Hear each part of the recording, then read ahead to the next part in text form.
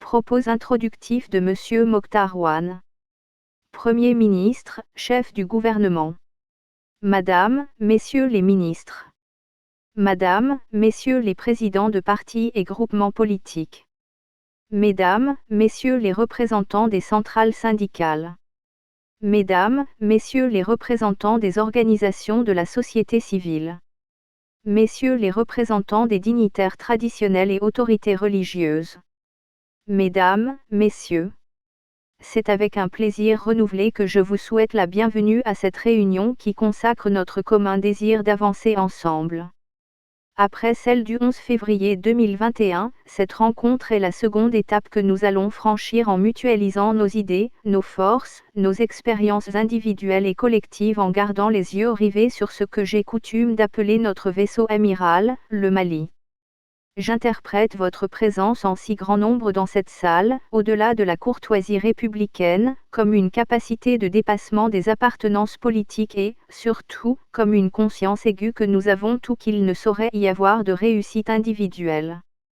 Vous prouvez que les grands défis sont faits pour les grandes nations qui doivent rester unies et solidaires pour les relever. Nous ne trouverons le salut que dressé comme une seule et même personne. C'est cette conviction qui m'a conduit à élargir notre rencontre à toutes les forces que compte notre pays. C'est cela la gouvernance, c'est cela l'inclusion et c'est ainsi qu'avancent des femmes et des hommes qui ont la chance de faire l'histoire ou, tout au moins, à cheminer dans le sens de l'histoire. Le 11 février dernier, ce qui n'était qu'une réunion de prise de contact a donné naissance à une grande idée venue de vous, créer un espace où nous pouvons parler et mettre ensemble nos rêves pour le Mali. L'organe consultatif que nous allons, aujourd'hui, porter sur les fonds baptismaux est une réponse à votre pertinente proposition d'un cadre de concertation et d'échange avec vos acteurs politiques et sociaux pour nourrir la réflexion du gouvernement et l'aider dans l'action. Dans cet esprit, je me réjouis de la disponibilité dont vous avez fait montre en recevant, en écoutant et en échangeant avec la personnalité que j'ai désignée pour discuter avec vous de l'organisation de l'événement qui nous regroupe ici. Je vous félicite pour lui avoir ouvert votre porte et votre esprit. La création du cadre de concertation voulu participe, certes, d'une ardente nécessité et ne saurait être une mesure cosmétique. C'est qu'en effet, ce cadre constitue la structure idoine pour réussir les réformes politiques et institutionnelles indispensables pour bâtir un Mali moderne. Cette entreprise, vous le savez, se heurte depuis de nombreuses années à l'on ne sait quelle force rétive au changement et à la nouveauté. Il s'agit, en l'occurrence, d'aider à matérialiser les changements nécessaires à l'émergence du Mali nouveau qui doit se hisser au-delà d'un slogan utilisé pour servir de paravent à l'inertie.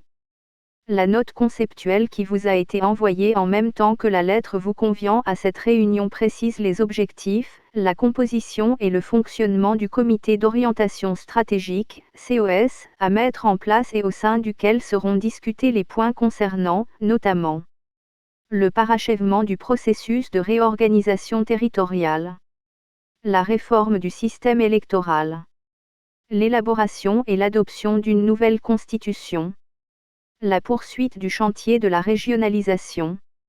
Mesdames, Messieurs, par notre action d'aujourd'hui, nous voulons traduire en réalité un des 6 axes du plan d'action du gouvernement de transition adopté le 22 février 2021 par le Conseil national de transition.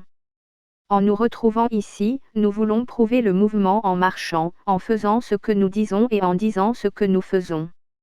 L'esprit qui flotte ici et maintenant, c'est celui de nos illustres devanciers. Il jauge notre détermination à franchir les obstacles et mesure notre courage à vaincre les écueils sur la voie d'un Mali moderne, un et indivisible. Il nous observe face aux multiples épreuves d'une crise qui constitue une véritable tragédie pour certains de nos concitoyens qui ne peuvent plus aller au champ, à l'école, au travail ou tout simplement vivre librement. Le comité d'orientation stratégique voulu n'est ni une panacée ni une baguette magique. Il ne sera que ce que notre engagement patriotique, notre loyauté au Mali et notre volonté de bâtir une grande nation en feront. Mesdames, Messieurs, Je voudrais, pour conclure ces propos introductifs à notre rencontre d'aujourd'hui, réaffirmer ici la détermination du président de la transition, chef de l'État, son Excellence Monsieur Ban Dao, de conduire cette transition dans un esprit de rassemblement des filles et fils de notre cher et grand Mali pour servir la nation. Restant persuadé que nous sortirons de cette seconde rencontre enrichie de nos discussions et de nos propositions autour des réformes politiques et institutionnelles, je voudrais, à présent, donner la parole à mon conseiller spécial, Monsieur Baba Dakono, pour vous présenter les termes de référence du Comité d'orientation stratégique, COS. Je vous remercie de votre aimable attention.